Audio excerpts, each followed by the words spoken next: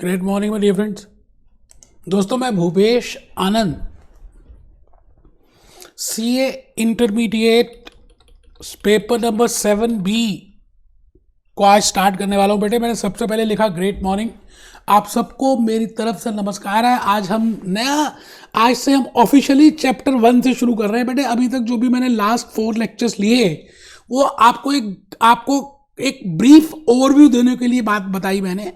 तो बेटे, आज से मैं ऑफिशियली स्टार्ट कर रहा हूं paper 7B। The name of that paper is strategic management and we have seen what is the meaning of management. बेटे, इतनी सारी बातें, इतने एग्जांपल्स अभी और देने हैं, बट एटलीस्ट आपको, मुझे ऐसा लगता है, एक आइडिया तो लग ही गया है that what is the meaning of strategic management. तो आइए दोस्तों, मैं भूपेश आनंद थोड़ा सा आपको अपना बता दूं कि आने वाला जो सफर है, जो हमारे 8 चैप्टर्स हैं, because institute has given us 8 chapters for strategic management, 50 marks paper 7B, और उसमें MCQs और डिस्क्रिप्टिव टाइप दोनों आ रहे हैं। तो बेटे, उसमें क्या तरीका रहने वाला है अब फॉर्मली मैं आज बता दूंगा। बेटे, आज पर्दा उठ जाएगा और मैं आपको समझा दूंगा कि हाउ और विच वे आई विल बी डूइंग। बेटे, उससे पहले मैं थोड़ा सा चाहूंगा कि आपको आप ही का स्टडी मटेरियल पहले मैं दिखा दूं। बेटे, CA intermediate paper 7B institute of chartered accountants of India, आप सबके पास ये स्टडी है। अगर सॉफ्ट कॉपी है तो आप प्लीज इसका हार्ड कॉपी करवा लें। बेटा, एक बात मैं फिर रिपीट करता हूं, हार्ड कॉपी होना इंपॉर्टेंट है। तो देखिए जी, introduction to strategic management institute has given this full subject 50 marks into 8 chapters. जैसे पहला चैप्टर है introduction to strategic management, second chapter is dynamics of competitive strategy, third is strategic management process, fourth is corporate level strategies, fifth is business level strategies, sixth is functional level strategies, organisation and strategic leadership और implementation and control. बिल्कुल वैसे ही 8 chapters हैं जैसा मैंने आपको logically इन lectures में, पिछले 4 lectures के बेसिक कंसेप्ट में बताने की कोशिश की कि हम पहले क्या करते हैं। पहले हम विजन बनाते हैं, फिर ऑब्जेक्टिव करते हैं, फिर स्ट्रैटेजी बनाते हैं, फिर कॉम्पिटिटर एनालिसिस करते हैं, फिर स्ट्रैटेजी को फॉर्मुलेट करते हैं, फिर ये प्रोसेस होता है, ये प्लान करते हैं, ये एनालिसिस करते हैं, ये सॉर्ट होता है, and then we take corporate level strategies by Mukesh Ambani. Some strategies are being taken at the business level, some strategies are taken at the functional level, then we implement it, then we control it. बेटे, बिल्कुल उसी तरह से institute ने हमारे को study materials दिए हैं, तो हम बिल्कुल सीधा सीधा चलने वाले हैं। सबसे पहले मैं इंट्रोडक्शन टू स्ट्रैटेजिक मैनेजमेंट करूंगा। अब no doubt in this introduction to strategic management में अगर हम देखें तो they have given some topics, और कुछ टॉपिक्स हमने कर भी लिए, जैसे meaning and nature of strategic management we have discussed basics में। तो 1-2 बातें मैंने बता दी हैं, वो बातें मैं दोबारा से नहीं बताऊंगा। जो बातें मैंने नहीं बताई वो मैं रिपीट कर दूंगा और मैं बता दूंगा ये लेक्चर में मैंने बताया है। 99% तो सारा ही मैंने बताना है, ठीक है जी। तो आप सभी को एक सेपरेट रजिस्टर मेंटेन करना है, जैसे मैंने पहले बताया। आपको 2 हाईलाइटर मेंटेन करने हैं, स्टडी मटेरियल अपने पास रखना है, क्लास नोट्स नोट करने हैं, और मेरी बुक, बेटे आपको सबको एक बुक मिल चुकी है, ये बुक मिल चुकी है बेटे। इस बुक में मैंने कंसेप्ट वाइज सब चैप्टर्स लिखे हैं, क्वेश्चन आंसर वाइज MCQs लिखे हैं, डिस्क्रिप्टिव क्वेश्चन आंसर्स लिखे हैं, फ्लो चार्ट्स लिखे हैं। मुझे लगता है ऐसी बुक बेटे अमेजोन और फ्लिपकार्ट में हम बेच रहे हैं, ऐसी बुक आपको मिल नहीं सकती, आज तक किसी ने बनाई नहीं होगी बेटे। तो मैं उस बुक की बात क्या करूं बेटे, जितना मैं बताऊं उतना कम है। इस पूरी बुक में हमने वही 8 चैप्टर्स लिए हैं जैसा आपके स्टडी मटेरियल में मेंशन है। देखिए, पहला चैप्टर बेटे हम यहाँ अपनी बुक में करेंगे, इंट्रोडक्शन टू स्ट्रैटेजिक मैनेजमेंट, ठीक है जी। इसमें पेजेस नंबर कितने हैं, नंबर ऑफ क्वेश्चंस कितने हैं, 122, because I have included descriptive type as well as MCQs, ठीक है जी। और MCQ को भी मैंने देखी किस तरह से डिवाइड किया बेटे। MCQ ऑब्जेक्टिव टाइप में MCQ true false, filling the blanks, match the following, case study. No doubt अभी आपको MCQs पूछ रहे हैं, बट इंस्टीट्यूट का क्या पता कुछ भी पूछना स्टार्ट कर दे। तो मैंने उस स्ट्रैटेजी को भी आज ही अडॉप्ट कर दिया, ठीक है जी। तो पहला introduction to strategic management, dynamics, strategic management process, corporate levels, business level, functional level, organisation and strategic leadership, strategic implementation and control, और फिर आपको पेपर्स भी लिखे। बेटे, मैं आपसे ये कहना चाह रहा हूं कि मेरी स्ट्रैटेजी क्या रहेगी आने वाले लेक्चर्स में, थोड़ा सा आप पहले देख लें। मैं कहाँ से पहले कराऊंगा, फिर क्या कराऊंगा। आइए जी, मैं अपनी स्ट्रैटेजी बता दूं, अपनी नीति बता दूं फॉर टीचिंग स्ट्रैटेजिक मैनेजमेंट। सबसे पहले मैं अपनी कहानी बताऊंगा बेटे। हर क्लास में हम कुछ चर्चा करेंगे, डिस्कशन करेंगे, और उसमें हम कहानी सीखेंगे कि एक्चुअली में क्या कहना चाह रहा हूं मैं, और या ये चैप्टर क्या कहना चाह रहा है। मेरी कहानी मुंह जबानी। तो सबसे पहले मैं कहानी बताऊंगा, उसमें रियल लाइफ एग्जांपल्स होंगे। उसके बाद बेटे हम क्लास नोट्स लिखेंगे। मैंने ऑलरेडी वो स्लाइड्स बनाई होंगी।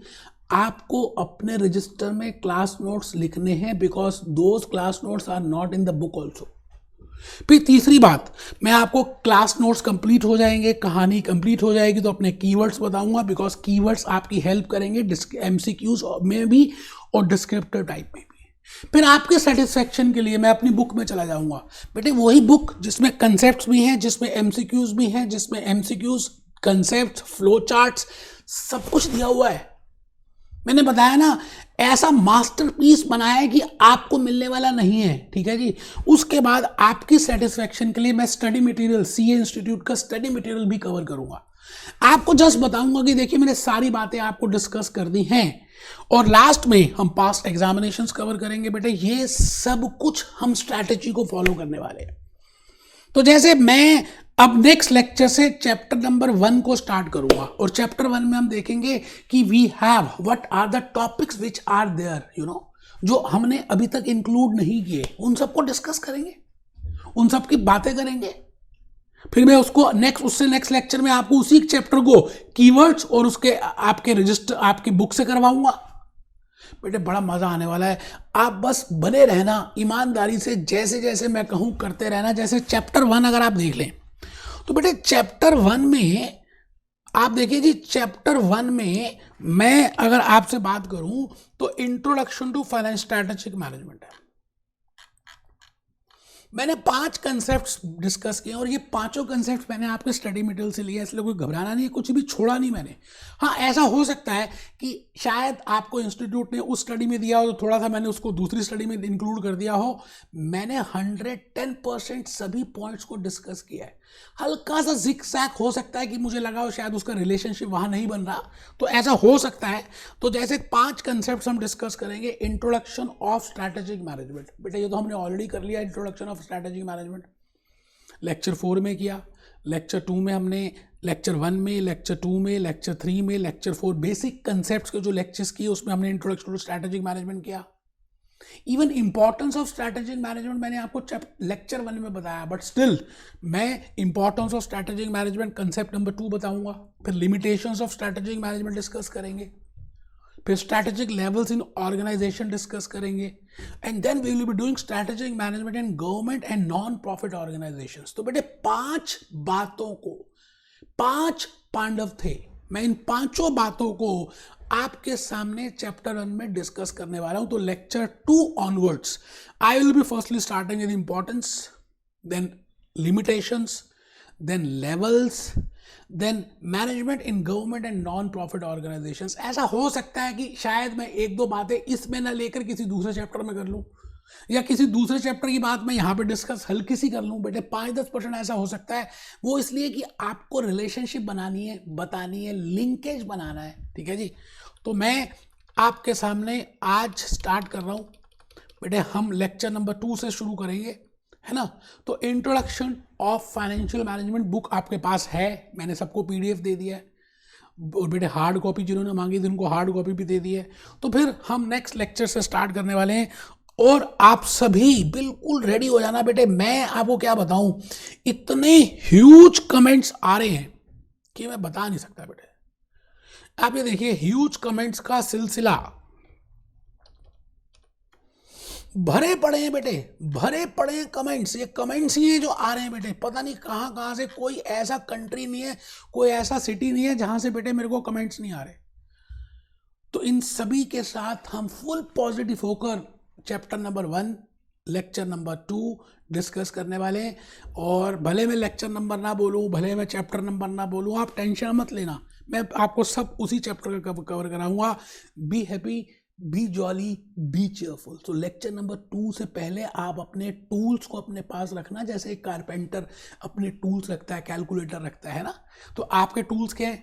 आप चार्टर्ड अकाउंटेंट बनने वाले हैं, आपके टूल्स क्या हैं? कैलकुलेटर आपका टूल है, रजिस्टर आपका टूल है, पेन आपका टूल है, हाईलाइटर आपका टूल है, स्टडी मटेरियल आपका टूल है, मेरी वाली बुक आपका टूल है ना? बोलो। तो इन सभी बातों के साथ मिलते हैं। Great morning my dear friends, Bhupesh Anand. दोस्तों आज हम लेक्चर नंबर 2 में स्टार्ट कर रहे हैं and that this is in relation to strategic management. We have already discussed what is the meaning of management. I have discussed what is the meaning of strategy. और बेटे मैंने आपको last lecture में ये भी बता दिया था that what is the meaning of strategic management. तो आज के इस लेक्चर में मैं आपको इंपॉर्टेंस बताने जा रहा हूं that what is the importance of strategic management. No doubt in last 3 lectures हमने पिछले 3 लेक्चर्स में काफी हद तक समझ लिया कि what can be the importance of strategic management, but officially मैं आज इस कंसेप्ट को कवर करने वाला हूं। आप अपना रजिस्टर बाहर निकाल लें बेटे। स्ट्रैटेजिक मैनेजमेंट का आज सेकेंड लेक्चर, या जो भी नंबर ऑफ लेक्चर छोड़ दीजिए, मैंने अभी तक क्या क्या कराया। पहले बेसिक कंसेप्ट्स आपको डिस्कस किए, उसके बाद फिर मैंने इस चैप्टर की आउटलाइन बताई, स्ट्रैटेजिक मैनेजमेंट की बातें की, और आज मैं भूपेश आनंद आपको इंपॉर्टेंस ऑफ स्ट्रैटेजिक मैनेजमेंट बताने जा रहा हूं। बेटे इस पूरे चैप्टर में हमने 5-6 कंसेप्ट्स को डिस्कस करना है। पहला कंसेप्ट है meaning of management, comma meaning of strategy, comma and meaning of strategic management. मैंने मीनिंग ऑफ मैनेजमेंट डिस्कस किया, meaning of strategy, strategic management.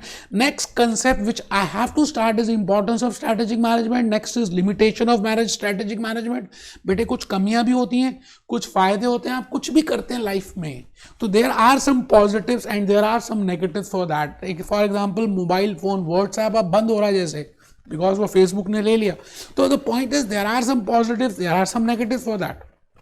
इसके साथ साथ हमें एक डिस्कस करना है concept what are the different levels of strategic management, and at last that strategic management in case of non government organisations, medical institutes में, hospitals में, एजुकेशनल इंस्टीट्यूट्स में, एनजीओज में क्या स्ट्रैटेजिक मैनेजमेंट का वहां पे भी रोल है। तो बेटे आप अपना रजिस्टर बाहर निकालें। मैं भूपेश आनंद आपके सामने आज इंपॉर्टेंस की बात करूंगा that what I mean by what are the positives, what are the advantages, what are the plus or what are the pros of strategic management। दोस्तों मुझे अभी भी याद है कि मैंने आप सभी को कुछ वीडियोस दिखाए थे और आपको बताया था कि लाइफ में स्ट्रैटेजिक मैनेजमेंट का इंपॉर्टेंट रोल कहां पर है। क्योंकि आप अगर पूरा एनवायरनमेंट देखें, पहले मेरी आप बात को सुनेंगे, उसके बाद हम इसको लिखते हैं। मैं आपसे ये कह रहा हूं कि मेरी कहानी में ये बात आती है कि आप अब पूरे एनवायरनमेंट को देखें। Specifically if you see post कोविड-19, अभी वैक्सीन लग रही है, कुछ लोगों को लग गई, कुछ को लगनी है। द पॉइंट इज आप देख रहे हैं इकोनॉमी का डाउनफॉल, आप देख रहे हैं जीडीपी, आप देख रहे हैं रिसेशन, आप देख रहे हैं डिमांड, और किस तरह से ऑनलाइन प्लेटफॉर्म इंक्रीज हो गया और फेस टू फेस प्लेटफॉर्म किसी भी चीज में, मार्केट में, मॉल्स में, एजुकेशन में किस तरह से टर्न अप आ गया। It means environment is changing regularly. If you want to survive in that environment, बेटे आपको अगर उस एनवायरनमेंट में सर्वाइव करना है तो इसका मतलब ये नहीं है कि आप बड़े प्लेयर होंगे तभी सर्वाइव करेंगे, नहीं। आपको उस एनवायरनमेंट में, उस हिलते हुए एनवायरनमेंट में, उस वाइब्रेंट एनवायरनमेंट में, उस टर्बुलेंट एनवायरनमेंट में, हिलते हुए एनवायरनमेंट में आपको भी बदलना है। But you cannot control the environment. I cannot control post-COVID-19 scenario. But what I can do that I can change my habits. I can change my business. I can change my objectives. I can change my way of distribution. I can change, So with the help of that, मुझे उस environment के accordingly ही बन जाना है, क्योंकि environment turbulent है। जैसे आप देखते हैं कभी प्लेन जैसे क्रैश करता है भागो, तो आप पहले देखिए, या टाइटैनिक शिप की बात सुनियो, तो बेटे हिलता है, समतल नहीं है, it means it is not stagnate, it is not constant. सब कुछ तो हिल रहा है, आपके मन के विचार हिल रहे हैं, एनवायरमेंट हिल रहा है, आपका चेहरा हिल रहा है, आपके थॉट्स हिल रहे हैं, everything is shaking, you know. So to stand in that shaking, in that turbulent environment, strategic management plays a very important role, because you have the strategies, because you know that how I can survive in this. Strategic management एक आपको रास्ता दिखाता है। मैं ये नहीं कह रहा कि strategic management 100% proof है। We have discussed that strategies are flexible. We have discussed that strategies are not flawless. It means they are with flaws. But the point is, at least this strategies help me to finding out the way, you know, pathfinder. जैसे आपने कभी देखा सर्दियों में धुंध होती है बड़ी ज़्यादा और आपके पास टॉर्च होती है, आपको आगे रास्ता दिखता नहीं, लेकिन कुछ हद तक आपको रास्ता दिखता है। जब आप उस रास्ते तक पहुंचते हो फिर आगे दिखता है, फिर आप वहाँ पहुंचते हो तो फिर आगे दिखता है। इट मीन्स स्ट्रैटेजीज आपको पाथ डिफाइन करने में, फाइंड आउट करने में हेल्प करती है। तो मैं भूपेश आनंद आज आपके सामने, मैं सीए, मैं सीएस, मैं सीएमए, मैं आपको इंपॉर्टेंस बताने जा रहा हूं that what is the importance of strategic management. बेटे अगर इंपॉर्टेंस नहीं होती तो मुकेश अंबानी ना होता। अगर इंपॉर्टेंस ना होती तो मैं ये कह रहा हूं सारस मिस्त्री ना होता। अगर इंपॉर्टेंस ना होती तो लक्ष्मी मित्तल ना होता। It means they have used some separate things. तो आपको बुक्स पढ़नी चाहिए।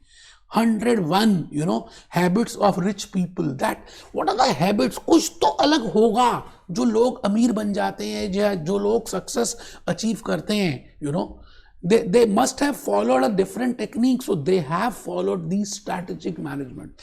जाने अनजाने में वो स्ट्रैटेजिक मैनेजमेंट को यूज करते हैं, बिकॉज स्ट्रैटेजिक मैनेजमेंट आपको रास्ता दिखाती है, स्ट्रैटेजिक मैनेजमेंट आपको डायरेक्शन देती है, स्ट्रैटेजिक मैनेजमेंट आपको टर्बुलेंट एटमॉस्फेयर में हेल्प करती है, स्ट्रैटेजिक मैनेजमेंट आपको you know it makes you proactive. I think we have discuss that strategies can be proactive और strategies can be reactive. Proactive का मतलब है कि आपको पहले से ही सचेत कर देती है, पहले से ही आप एक्शन ले लेते हो। ऐसा नहीं है कि एक्सीडेंट होगा तो उसके बाद आप काम करेंगे। Precaution is better than cure, आपने सुना होगा स्पेसिफिकली कोविड-19 के सिनेरियो में कि आप अगर मास्क पहनते हैं तो ज़्यादा बेटर है। तो it means you are doing proactive. अभी भगवान ना करे आपको कभी कोविड हो। The point is you are being proactive. It means strategies help you to take proactive actions. आपके कोर कॉम्पिटेंस, जैसे मेरी अपनी बात करूं बेटे, every person, every industry has a core competence. Lata Mangeshkar की क्या कोर कॉम्पिटेंस है? आवाज़। अगर आप म्यूजिशियन की बात करें तो all people, we all have different types of skills.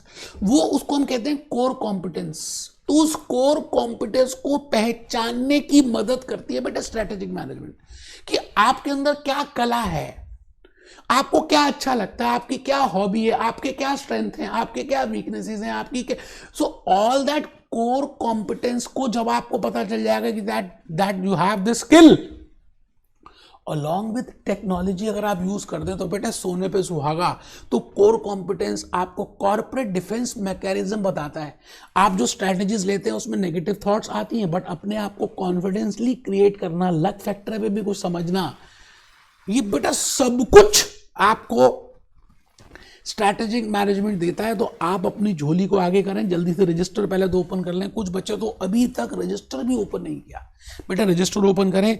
मैं भूपेश आनंद आज आपको कुछ वीडियोस भी दिखाऊंगा, बिल्कुल दिखाऊंगा, कुछ लिखवाऊंगा, और उसके बाद बेटे अब हम बुक से भी करना स्टार्ट कर देंगे कि बुक में आपके मैंने क्या क्या लिखा है हम हाईलाइट करेंगे। हम देखेंगे that what I have given in those concepts and in those questions. Books आप सबके पास होंगी, मिल चुकी हैं, मैं अभी उनसे भी करूंगा। लेकिन पहले कहते हैं हम कुछ लिखेंगे तो ज़्यादा समझ आएगा। तो हेडिंग लिखिए, importance, merits, advantages, positives of strategic management. Strategic management के पॉजिटिव्स देख रहे हैं, स्ट्रैटेजिक मैनेजमेंट की इंपॉर्टेंस देख रहे हैं।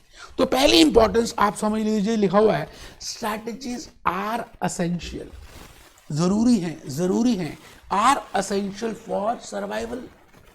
आप अगर सच में सर्वाइव करना चाहते हैं, आप अगर ग्रो करना चाहते हैं तो जब तक आप आउटर सिनेरियो के से अलाइन नहीं होंगे तो बेटे आप ग्रो कर ही नहीं सकते, बिकॉज आउटर एनवायरनमेंट हिल रहा है, तो आपको इंटरनली से एक्सटर्नल में अलाइन होना है. So that alignment will help, strategic management will help to align, you know. तो मैंने लिखा strategic management, आप लिख रहे हैं strategic management are essential for survival and growth in today's turbulent atmosphere. ऐसा नहीं है कि अभी आजकल turbulent है पोस्ट कोविड. बेटे आप ये देखिए, जब से दुनिया बनी तब से बदलाव हो रहा है. भगवान कृष्ण ने क्या कहा कि सब कुछ बदलता रहेगा. Everything is changing. अर्जुन को यही समझाने की कोशिश की कि सब बदल रहा है और तुम्हें उस बदलाव में ही जीवन जीना है. It means that turbulent atmosphere में अगर आपको सर्वाइव करना है, ग्रो करना है, तो स्ट्रैटेजिक मैनेजमेंट हेल्प करती है. Second point, organisations who adopt changes will only survive. बड़ी सिंपल सी बात है बेटे, अगर आप नहीं बदलोगे तो आप पीछे रह जाओगे. मुझे एक ज़माने में बताइए, सब क्लासरूम कोचिंग लेते थे, फेस टू फेस लेते थे. आज के सिनेरियो में देखें, स्पेसिफिकली पोस्ट कोविड-19, एक नर्सरी का बच्चा बेटे ऑनलाइन लेक्चर्स ले रहा है. तो क्या आप एज ए प्रोफेशनल स्टूडेंट क्या आप ऑनलाइन नहीं ले सकते? The point is, if teachers, अगर एक टीचर कहता है कि मैं तो बोर्ड में ही पढ़ाऊंगा, फेस टू फेस ही पढ़ाऊंगा, तो बेटे आज वो टीचर का नामो निशान खत्म हो गया, क्योंकि फेस टू फेस स्टूडेंट्स आ ही नहीं रहे. आपको एनवायरनमेंट के अकॉर्डिंगली अलाइन होना है. कोडैक की बात सुनी है आपने? बेटे कोडैक कंपनी हुआ करती थी, 1883 में बनी थी. मतलब उसकी इनकॉर्पोरेशन 1883 में, और 2012 में उसने बैंकरप्सी फाइल कर दी. तो आपको टाइम मिले तो थोड़ा सा कोडैक की केस स्टडी देखिएगा. मैंने पहले भी बताया बेटे, उनका अपना प्रोमोटर्स का टोटल शेयर 80% था, प्रॉफिटेबिलिटी 25% थी. बेटे वो रोल्स बनाते थे. उनसे एक ही गलती हुई कि उन्होंने एनवायरनमेंट के अकॉर्डिंगली अपने आप को बदला नहीं. दे have not followed strategic management. Digital cameras का जमाना आ चुका था, उन्होंने डिजिटल कैमरास को कहा बेकार है ये सब कुछ. धीरे धीरे बेटे इतनी ह्यूज टर्नओवर, इतनी करोड़ रुपीस की wealth, billionaire wealth, that has been drowned like anything. वो बेटा 2012 में उनको बैंकरप्सी, इंसॉल्वेंसी फाइल करना पड़ा. इट मीन्स अगर इतना बड़ा राक्षस, इतनी बड़ी कंपनी खत्म हो सकती है if they have not followed, you know, it means it is not the big player, how much big size you are in. For survival, it is not the size which matters. For survival, it matters that whether you are following strategies, whether you are changing yourself, whether you are aligned with the latest technology, whether you are aligned with the external environment, and strategic management helps to do that alignment. You're getting my point? तो पहला importance अगर आप लिख चुके हो तो मेरे सामने दोबारा से रिपीट करें, इसकी हाईलाइट कर दें. मैं अभी कीवर्ड्स की लिस्ट अलग से बनाऊंगा. Strategies are essential for survival and growth. दो बातें बताई, survival and growth in turbulent. Turbulent मतलब हिलता हुआ एनवायरनमेंट. ठीक है जी. Second benefit is organisations who adopt change will only survive. जो बदलेगा वो ही रह जाएगा बेटे, बाकी सब खत्म हो जाएंगे. जैसे कोविड-19 में जिसकी इम्यूनिटी स्ट्रांग थी वही रह गया, बाकी सब मर गए. ठीक है जी. तो आप समझ लें कि आपको बदलना है. थर्ड बेनिफिट, हम इस समय क्या कर रहे हैं, मेरिट्स को डिस्कस कर रहे हैं, इंपॉर्टेंस को डिस्कस कर रहे हैं. Strategic management gives a direction to the company. एक कंपनी को कहाँ जाना है, जैसे एक शिप के आगे नेविगेटर लगा होता है, एक झंडा लगा होता है, वो बताता है कहाँ जाना है, रास्ता क्या है, बेटे डायरेक्शन देता है. Strategic management helps a company to give a direction. Strategic management gives a pathfinder activity. तो थर्ड इंपॉर्टेंस लिख लें, strategic management gives a direction to the company. Strategic management defines कि आप पहुंचना कहां चाहते हैं, आपका सपना क्या है, विजन क्या है, ऑब्जेक्टिव क्या है, मिशन क्या है, what should be the actions. And it is changing day by day. ऐसा नहीं कि आज बना दी तो 10 साल तक यही, नहीं बेटे, हर चीज तो बदल रही है. But still strategic management will help you to find out the vision, to objectives and the mission. So we are doing the importance of strategic management. मैंने कहा जी strategic management helps management to be proactive. Proactive का मतलब क्या होता है कि आप उस चीज को होने से पहले ही सोच लें और उसके लिए एक्शन लेनी शुरू कर दें। जैसे आपने मेडिक्लेम लेना शुरू कर दिया, अभी आपकी तबीयत खराब नहीं हुई बट मेडिक्लेम ले लिया, तो मैं कहूंगा taking a mediclaim policy is proactive, it is a precaution. आपने योगा, आपने मेडिटेशन करनी स्टार्ट कर दी, अभी आपकी तबीयत ठीक नहीं, खराब नहीं है, इम्यूनिटी ठीक है, still you have taken these actions. इसका मतलब एडवांस में कोई चीज करना, एडवांस में डिजिटल क्लासेस में चले जाना, एडवांस में लेटेस्ट टेक्नोलॉजी को अडॉप्ट करना, एडवांस में पोस्ट कोविड-19 सिनेरियो के रिजल्ट्स को देखना और उसके अकॉर्डिंगली एक्शंस लेने स्टार्ट कर देना। So that something is named as proactive.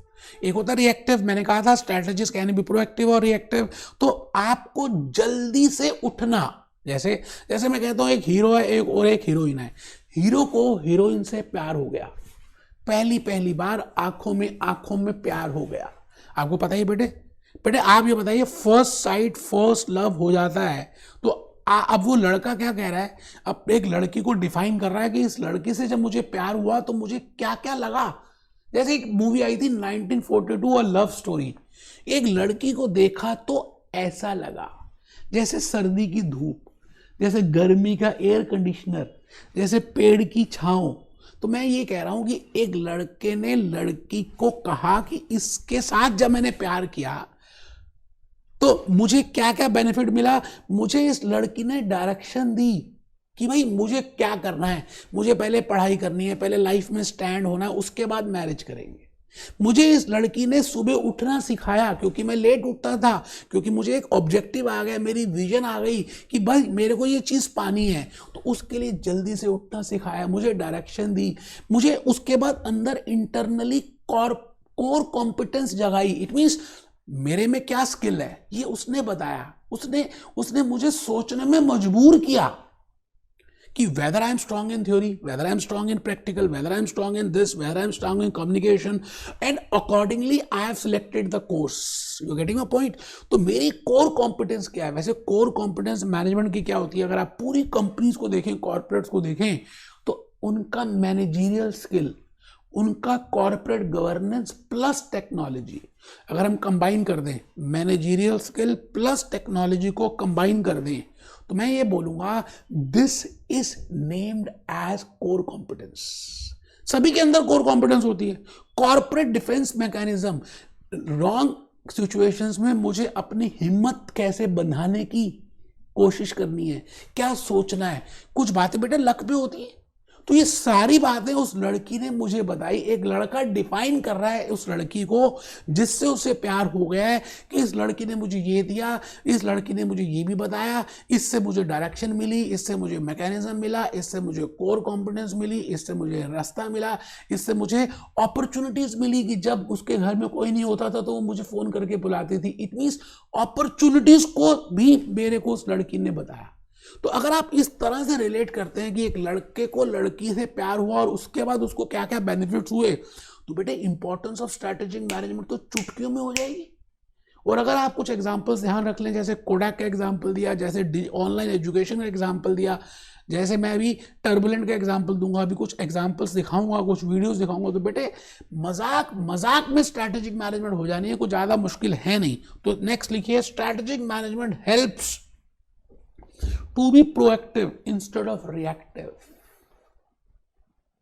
ठीक है sir.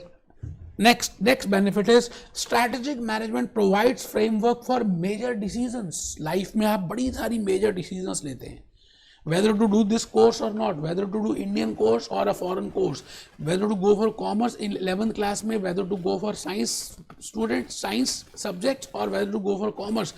It means you take so many decisions whether to start with a nano project or not। तो ये सारे डिसीजंस को लेने की हेल्प कहाँ से मिली, रास्ता कहाँ से मिला, हेल्प कहाँ से मिली? स्ट्रैटेजिक मैनेजमेंट से बेनिफिट दिख रहे हैं। स्ट्रैटेजिक मैनेजमेंट प्रोवाइड्स फ्रेमवर्क, एक फ्रेमवर्क दिया है ना, एक खेल कूद का मैदान दिया कि वहाँ खेलना तो मुझे ही है, बट एक मैदान दे दिया। जैसे स्कूल में हमारे को स्पोर्ट्स की फैसिलिटी मिलती है, म्यूजिक की फैसिलिटी मिलती है, it means school gives us a framework to do this. अब हम हमारे जो हॉबी है उसके अकॉर्डिंग हम करते हैं, तो हम उसी के में आगे स्किल हासिल करते हैं। but that framework, that opportunity, that logistic has been given by that strategy. लिख रहे हैं strategic management provides framework for major decisions like products, markets और organization. मुझे कौन सा प्रोडक्ट बनाना चाहिए, अब जैसे मैं रिकॉर्ड कर रहा हूँ तो मुझे कौन सा सब्जेक्ट रिकॉर्ड करना चाहिए, कौन सा कोर्स करना चाहिए, क्या करना चाहिए, कब करना चाहिए, ये सभी बातों का ज्ञान स्ट्रैटेजिक मैनेजमेंट देती है बेटे, इसलिए मुझे स्ट्रैटेजिक मैनेजमेंट बड़ी अच्छी लगती है। मैं आगे जी आगे, strategic management is a pathfinder to various business opportunities. मैंने कहा उस लड़की ने मुझे फ़ोन करके बताया कि आज हम मिल सकते हैं, आज घर में कोई नहीं है, तुम आ जाओ, तो इसका मतलब अपॉर्चुनिटीज को देखना मुझे बताया। तो स्ट्रैटेजिक मैनेजमेंट को आप लड़की मानिए और आप लड़के हैं, आपने स्ट्रैटेजिक मैनेजमेंट से प्यार कर लिया है, तो लड़का जिस तरह से उस लड़की को डिफाइन करता है, अगर आप वैसे भी डिफाइन करते हैं तो बेटे इंपॉर्टेंस ऑफ स्ट्रैटेजिक मैनेजमेंट हो जाएगी। Strategic management helps serves as a corporate defence mechanism. मुझे अपने ऊपर कॉन्फिडेंस दिलाया, मुझे अपनी स्ट्रेंथ को बताया, मेरी वीकनेसेस बताई। अगर आपको आपकी वीकनेसेस और आपकी स्ट्रेंथ पता चल जाए तो आप इंटरनली कॉन्फिडेंट हो जाए। Strategic management serves as a corporate defence mechanism against mistakes and pitfalls. गलतियां होती हैं, किससे नहीं होती, पर रिपीट नहीं करनी है, तो वो सब कुछ मुझे किसने बताया, स्ट्रैटेजिक मैनेजमेंट ने। लास्ट पॉइंट लिख लेंगे बेटा, strategic management help to enhance the longevity of the business. आप देखिए कोडैक ने स्ट्रैटेजिक मैनेजमेंट फॉलो नहीं किया तो आज नामो निशान खत्म हो गया, लेमन ब्रदर्स का नामो निशान खत्म हो गया, एनरॉन का नामो निशान खत्म हो गया। Whosoever has not followed strategic management उसका लाइफ स्पैन बहुत छोटा सा रहा, बट अगर आपने स्ट्रैटेजिक मैनेजमेंट फॉलो की तो आपकी उम्र लंबी होगी, ज़्यादा लाइफ एंजॉय कर पाएंगे। So strategic management helps to have a longevity of the business. Strategic management helps organisation to develop core competence. हम सब में कुछ ना कुछ कला छुपी होती है। Every business has a separate core skill, so to find out that what is that skill, वो स्किल है क्या, उसको ढूंढने की कला, मैनेजरियल स्किल्स प्लस टेक्नोलॉजी, वो सारा कुछ किसने हेल्प किया, स्ट्रैटेजिक मैनेजमेंट।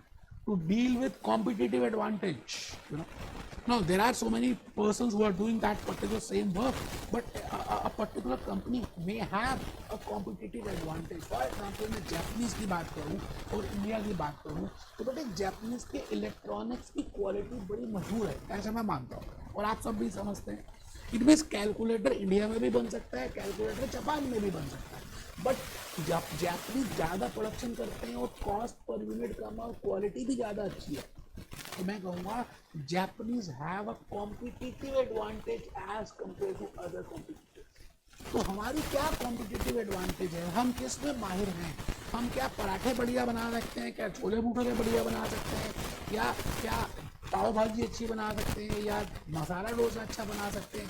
इन सभी चीज़ों को ढूंढने के लिए that what is my advantage as compare to competitor, जो कॉम्पिटिटर के पास नहीं और मेरे पास है, और जो ज़रूरी है सक्सेस और ग्रोथ के लिए, but that is the point where strategic management helps me. Last point है, मैंने ये वैसे बता दिया, टर्बुलेंट का मीनिंग आपको बता दिया, जब कोई हिलता है, यू नो, एटमॉस्फेयर जैसे हिलता है। मैं आपको क्या बताऊं, आइए थोड़ा सा मैं वीडियो हल्का सा दिखा दूं कि मैं कहना क्या चाह रहा हूँ एक्चुअली यहाँ पे। ये देखिए, ये मैंने इस समय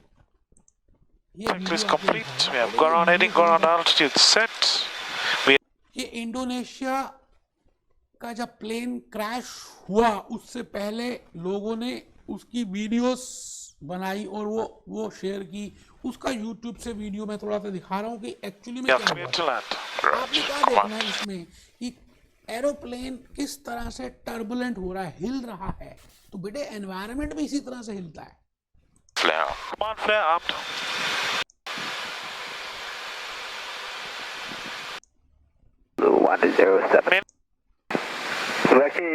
Yankee 2B4 report. Number 1. FM, enter back to runway 21. Go ahead for 126. Stop 106 is clear. Video आप वहाँ से देख सकते हैं, मैं तो खाली आपको थोड़ा सा बताना चाह रहा हूँ। मैं आपको ये कहना चाहता हूँ कि अगर आप ध्यान से देखें ये वीडियो जो मैं दिखाने वाला हूँ, बेटे अगर स्ट्रैटेजिक मैनेजमेंट का इंपॉर्टेंस नहीं होता तो ये सबसे अमीर व्यक्ति कौन है? आज हैं। लेकिन वीडियो में आगे बढ़ने से पहले चैनल को सब्सक्राइब जरूर कीजिए और साथ ही बेल आइकन को भी दबाना बिल्कुल भी मत भूलिएगा। आप इनकी कंपनी गोदरेज की स्थापना की थी। इस कंपनी के हेडक्वार्टर महाराष्ट्र मुंबई में स्थित है और फोर्ब्स के मुताबिक इनकी कुल संपत्ति $12 बिलियन है। नंबर 7 पर है राधा किशन दमानी। जन्म you will be also in this list. तो आइए हम सब क्या कर रहे हैं, हम सब इस समय पहले स्ट्रैटेजिक मैनेजमेंट की इंपॉर्टेंस को सीख चुके हैं। We have already written. Turbulent का मतलब मैंने बता दिया। कोडैक की केस स्टडी मैंने बताई। कोडैक केस स्टडी आपको डीपली स्टडी करना चाहिए। दैट क्या हुआ था, कैसे हुआ और आने वाले दिनों में आपको क्या ध्यान रखना है। ठीक है जी, ये बताया। फिर मैंने आपको बताया सर्वाइवल ऑफ द फिटेस्ट का मीनिंग क्या है। Then I have told you that it what are the opportunities. For example मैं एग्जांपल दूं आपके लिए कि ये जैसे यंग जनरेशन को अगर आप देखें तो उनकी हैबिट्स देखें, वो फास्ट फूड ज़्यादा खा रहे हैं, उनको टेस्टी फूड ज़्यादा अच्छा लगता है। तो आप देखिए स्विगी ने इस अपॉर्चुनिटी को देखा तो स्विगी, ओला, कंफर्टेबल लाइफ चाहिए बेटे यंग जनरेशन को। इलेक्ट्रॉनिक्स में ज़्यादा बिलीव करते हैं, मोबाइल्स में ज़्यादा बिलीव करते हैं। तो आप अगर ध्यान से इस अपॉर्चुनिटीज को देखें तो यू कैन ग्रैब दैट। तो मैं आपके सामने आ गया हूँ भूपेश आनंद और चाहता हूँ कि आप कीवर्ड्स लिखें।